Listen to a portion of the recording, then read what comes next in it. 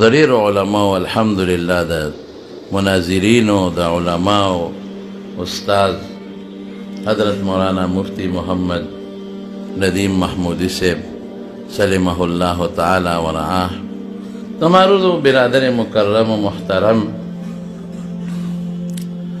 چې د دغه زمانې زمونږ د دې ټولو علماء فخر دی او د دین د دفاع او د نشر اشاعت د هغه نه الله پاک په دې میدان کې هغه کار اخلي چې هغه موږ نشو کولی چې هغه د نن زمانې الحمدلله یو مجاهد یو نډر او یو بېباک نوجوان عالم دی او د ډېرو علماو الحمدلله د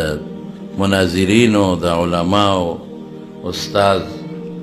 حضرت مولانا مفتی محمد ندیم محمودی صاحب سلمه الله